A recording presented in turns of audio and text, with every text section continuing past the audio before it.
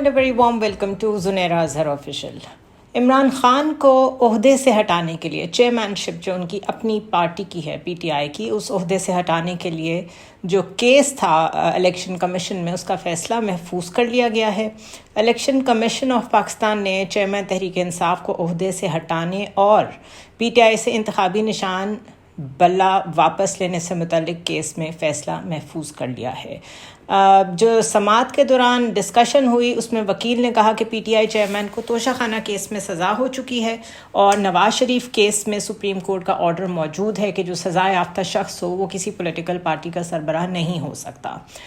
اس پر جو ممبر election commission Sindh تھے انہوں نے پوچھا کہ الیکشن ایکٹ میں اس حوالے سے کیا لکھا ہوا ہے، اور وکیل نے انہیں اس کے جواب میں بتایا کہ پولیٹیکل پارٹیز آرڈر میں یہ شک موجود تھی کہ الیکشنز ایکٹ میں یہ شک تو موجود ہی نہیں ہے، یعنی کہ دیر از اے ڈسکرپنسی کہ پولیٹیکل پارٹیز آرڈر میں یہ شک موجود ہے لیکن جو الیکشنز ایکٹ ہے اس میں یہ شک موجود نہیں ہے۔ اب اگر کوئی بیسک ڈفرنس جاننا چاہے کہ ان دو کیسز میں مماثلت کیا ہے یا ڈفرنس کیا ہے، تو سب سے بڑا ڈفرنس یہ ہے کہ ٹرائل کورٹ سے سزا ہوئی ہے عمران خان کو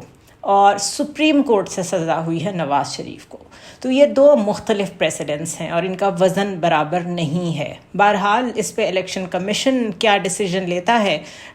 یا اگر چیئرمین پی ٹی آئی کی اپیل منظور ہو جاتی ہے تو کیا ہوگا،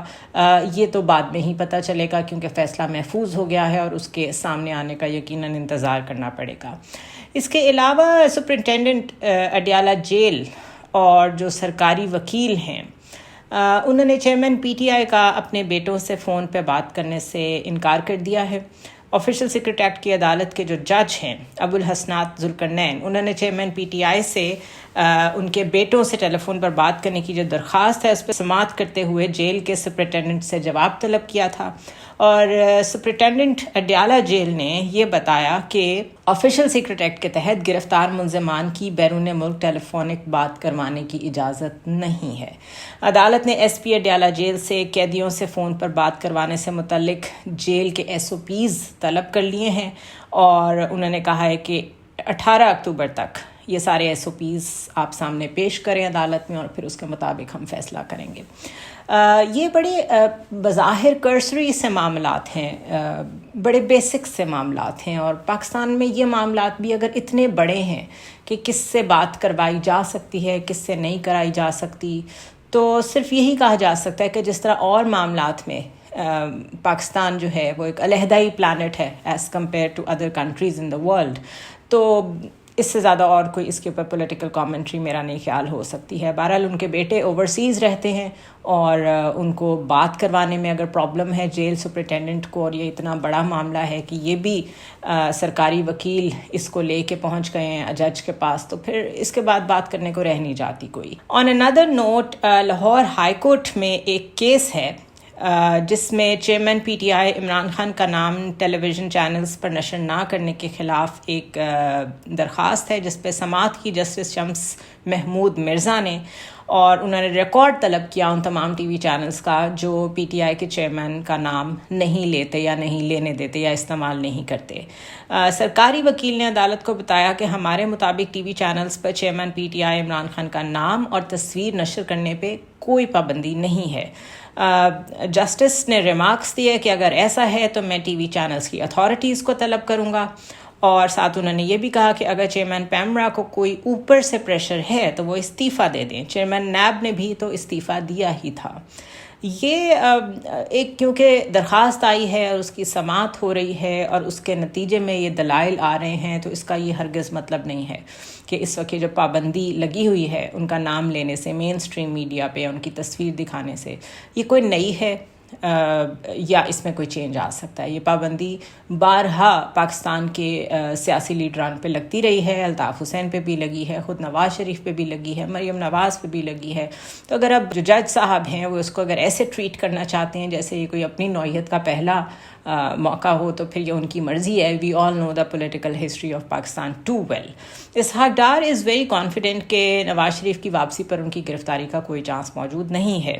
وہ یہ کہتے ہیں کہ ایک چینل کو انٹرویو دے رہے تھے اور انہوں نے کہا کہ نواز شریف بدھ کو سعودی عربیہ پہنچیں گے جہاں وہ عمرہ کریں گے، مدینہ منورہ جائیں گے اور اس کے بعد ایک گلف کنٹری سے 21 اکتوبر کو پاکستان پہنچیں گے۔ ان کی گرفتاری کا انہوں نے کہا کہ کوئی چانس نہیں ہے اور وہ واپسی پر پروٹیکٹڈ کسٹڈی اور ٹرانزٹ ضمانت لیں گے۔ ان کا یہ بھی کہنا تھا کہ معیشت کی بحالی بہترین انتقام ہے، یہ ہمارا نیا سلوگن ہے، یہ ہمارا نیا بیانیہ ہے۔ 2 بیانیہ آپ کو پتہ ہے ان کے ضائع ہو چکے ہیں، تو اب یہ تیسرا وہ لے کے آئے ہیں، اور یہ تیسرا بیانیہ بھی coming from the horses mouth which I mean Ishaq Dar, بہت ہی مضحکہ خیز ہے، کیونکہ انہوں نے معیشت کے ذریعے سے جو انتقام عوام سے لیا ہے، اس کے بعد اگر اب وہ نعرہ لگا رہے ہیں، پہلے تو انہوں نے وہ انتقام بغیر اس نعرے کے لیا تھا، اب اگر وہ کہہ رہے ہیں کہ معیشت کی بحالی بہترین انتقام ہے، تو اللہ ہی خیر کرے، پتہ نہیں اب کون سا وقت آنے والا ہے پاکستان کی معیشت پہ اور پاکستان کے لوگوں پہ۔ اس کے علاوہ انہوں نے کہا کہ پروجیکٹ عمران خان کے کرداروں پر سچائی کمیشن بننا چاہیے۔ اب یہ ٹروتھ کمیشن کی بات اسحاق ڈار نے بھی کرنی تھی، یہ دن بھی ہم نے دیکھنے تھے، اور یہ ہمارے ایجنڈے میں شامل ہے۔ انہوں نے کہا کہ البتہ کوئی ایسا قدم نہیں اٹھانا چاہتے جس سے انتقام کی بو آئے۔ سچائی کمیشن 2011 سے پروجیکٹ عمران کے کرداروں کے حقائق کو سامنے لائے۔ اسحاق ڈار صاحب کچھ بھی کہہ سکتے ہیں، وہ خود بھی اشتہاری رہ چکی ہیں، اس کے بعد اشتہاری ہونے کے باوجود، کمر میں درد کے باوجود، سرکاری پروٹوکول کے ساتھ آ کے انہوں نے واپس وہی سیٹ جوائن کی جس کو چھوڑ کے وہ اس وقت کے وزیر اعظم کے طیارے میں گئے تھے، یعنی کہ فائنانس منسٹری۔ اس لیے ان کا کانفیڈنس بجا ہے، وہ کچھ بھی کہہ سکتے ہیں اور ان کا کہا ہوا ٹھیک بھی ہو سکتا ہے۔ جہاں تک اس بات کا تعلق ہے کہ وہ یہ کہہ رہے ہیں کہ ایسا ہوگا، تو میرے خیال ہے اس پہ یقین کرنا چاہیے۔ یہ وہ لوگ ہیں جو سسٹم کا حصہ ہیں اور دہائیوں سے سسٹم کا حصہ ہیں، اور ہمارے سامنے بہت ریسنٹ پریسیڈنٹ موجود ہے کہ جو یہ لوگ کہتے ہیں وہ ہو بھی جاتا ہے۔ لہٰذا مجھے تو اس میں کوئی شک و شبہ نظر نہیں آتا، سوائے اس کے کہ نواز شریف ایک سزا یافتہ مجرم ضرور ہیں، ایبسکانڈر بھی ہیں، اور اگر وہ واپس آتے ہیں اور بالکل ان کو سیدھا کوئی ٹرانزٹ یا راہداری ان کو ضمانت دے دی جاتی ہے، اور ان کو بالکل، کیونکہ اس کے علاوہ لیگل لینگویج میں جتنا لیگل ایکسپرٹ سے میری بات ہوئی ہے، ان کو ہر حال میں سرنڈر کرنا ہے عدالت کے آگے، اور جیل تو جانا ہے اور اپنی سزا تو پوری کرنی ہے۔ تو سوائے اس کے کہ ان کی سزا ہی معطل کر دی جائے، کوئی اور راستہ مجھے تو نظر نہیں آتا۔ But then again this is Pakistan, یہاں پہ ہم نے انپریسیڈنٹڈ چیزیں ہوتی دیکھی ہیں۔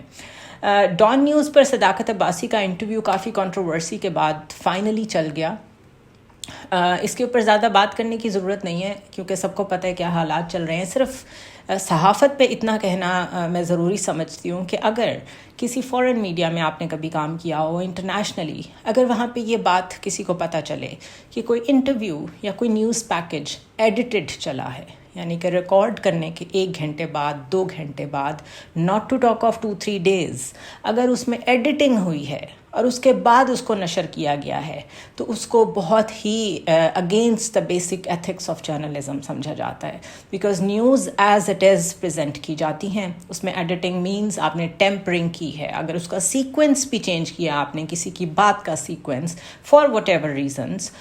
اس کو بھی اپریشیٹ نہیں کیا جاتا، بلکہ اس کو بہت ہی غلط اور بہت ہی نیگیٹو سمجھا جاتا ہے۔ تو یہ انٹرویو کیونکہ کافی 2-3 دن کی کنٹروورسی کے بعد چلا ہے، تو معلوم نہیں یہ کتنی دفعہ ایڈٹ ہوا، معلوم نہیں اس کا اصل کنٹینٹ کیا تھا،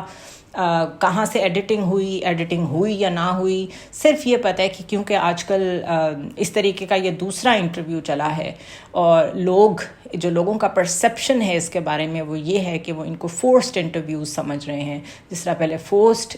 پریس کانفرنسز سمجھ رہے تھے، اور اس کے بعد ایک سلسلہ چلا جس میں لوگوں نے اوتھ لے کے ویڈیوز بنانی شروع کر دیں کہ اگر ہمارا بھی کل کو کوئی انٹرویو آ جائے تو اس کے اوپر بلیو نہ کیا جائے۔ تو صرف یہی کہا جا سکتا ہے کہ ایک لیول آف مسٹرسٹ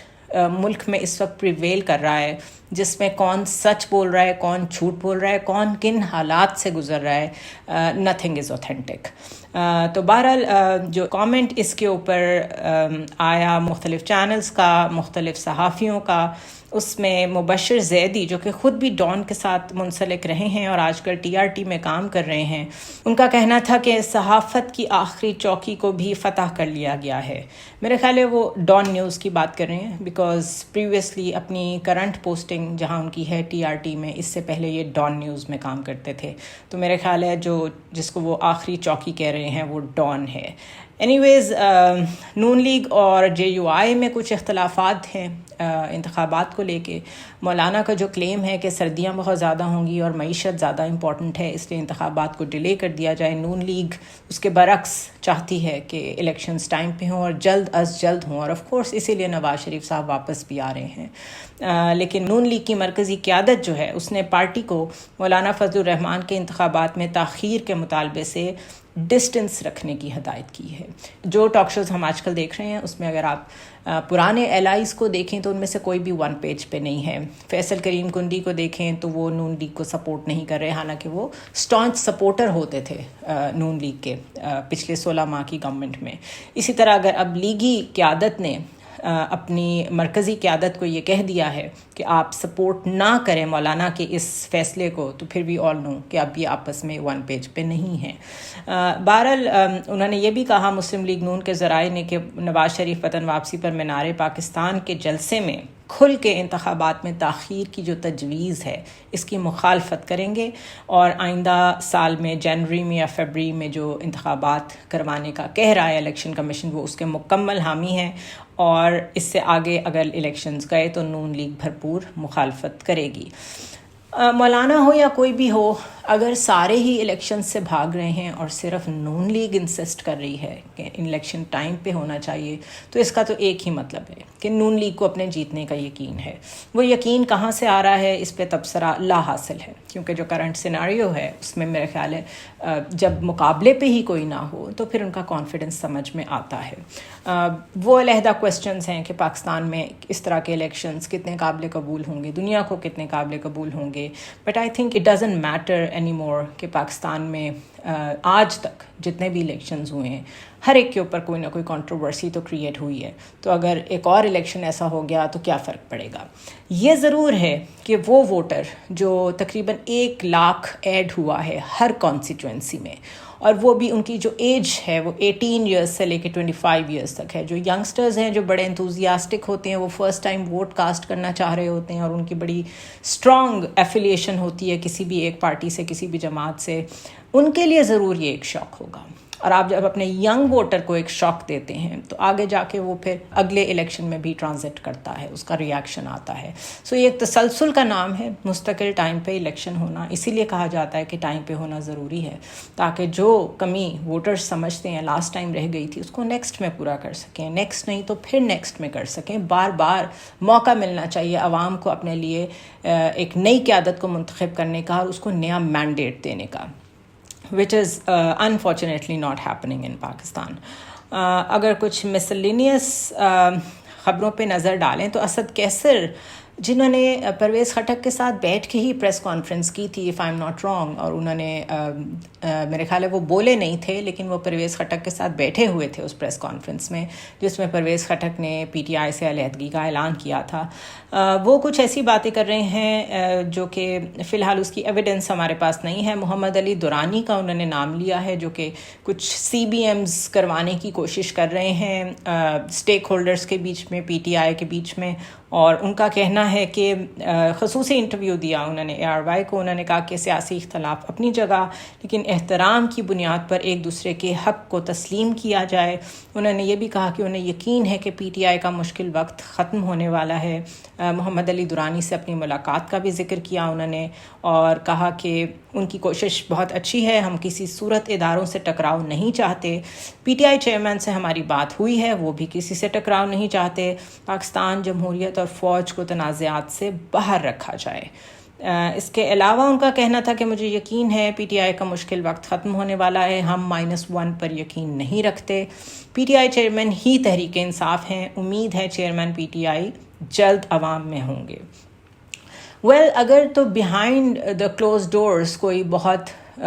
بڑی مدر آف آل ڈیلز ہو جائے، جسے مشاہد حسین نے بھی مدر آف آل ڈیلز کہا تھا کہ اگر کوئی ڈیل ہوگی پی ٹی آئی کے ساتھ تو اس کو مدر آف آل ڈیلز کہنا چاہیے، کیونکہ یہ اس وقت جو سیناریو ہے اس میں یہ سوچنا کہ پی ٹی آئی کے چیئرمین واپس عملی سیاست میں ہوں گے اس آنے والے الیکشن میں، یہ تقریباً ناممکن نظر آ رہا ہے۔ اگر اس کے باوجود ایسا ہو جاتے تو again my same hypothesis applies کہ this is Pakistan and anything is possible here. یہاں پہ آخری مومنٹ تک you never know how things are going and in what direction. So کہہ رہے ہیں کہ ہم نے کہا ہے اسٹیک ہولڈرس کو کہ ہم انتقام کی سیاست پر یقین نہیں رکھتے. پرویز خٹک نے اپنی زندگی کی سب سے بڑی غلطی کی ہے پارٹی کو چھوڑ کے اور اس طرح کا بیانیہ پارٹی کے خلاف اپنا کے, اور پھر یہ کہنا کہ پی ٹی آئی کے چیئرمین صرف عمران خان ہی ہو سکتے ہیں. This is too optimistic at the moment, آج تک کے دن کے لیے. لیکن دیکھتے ہیں آنے والے ٹائم میں ایسا کیا ہوتا ہے جس سے ہمیں لگے کہ اسد کیسر ٹھیک کہہ رہے تھے. پریکٹس اینڈ پروسیجر ایکٹ کی جو ڈائریکٹ لائیو کوریج چل رہی ہے وہ جاری ہے. فل بینچ بیٹھا ہوا ہے, لمبی لمبی سماعتیں, فیصلے محفوظ. یہ پاکستان کی قسمت ہے, اور اس سے بڑھ کے آگے میرے خیال ہے کوئی خبر آج کل آ نہیں رہی جس پر ڈسکشن کی جائے. ورلڈ بینک نے یوٹیلیٹی سٹورز سمیت جتنے بھی اسٹیٹ اونڈ ادارے ہیں ان کو لیز پر دینے یا فروخت کرنے کا مطالبہ کیا ہے. یہ ایک چھوٹی سی خبر لگی ہے, اس پہ ڈیٹیل نہیں آئی. اگر ڈیٹیل آئے گی تو میں آپ کے ساتھ ضرور شیئر کروں گی. But if the international monitoring units یا بینکس یا انٹرنیشنل انسٹیٹیوشنز آپ کو یہ کہہ رہے ہیں کہ یوٹیلیٹی سٹورز سمیت اسٹیٹ اونڈ جتنے بھی ادارے ہیں ان کو لیز پہ دے دیں یا فروخت کر دیں, اور اس کا مطالبہ کر رہے ہیں, تو دس از بگ نیوز.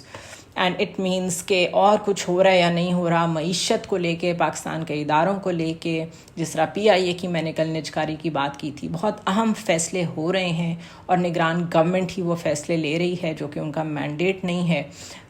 اس لحاظ سے اگر دیکھا جائے تو کوئی اتنی اچھی خبریں نہیں ہیں. I don't know who is calling the shots.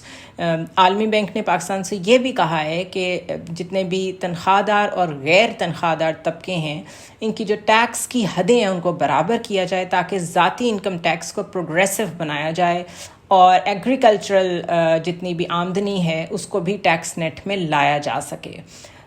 یہ ساری اتنی سلیکٹڈ نیوز آ رہی ہیں کہ اس کے اوپر کچھ بھی کامنٹ کرنا قبل از وقت ہے. اس کے اوپر I'll try to talk to some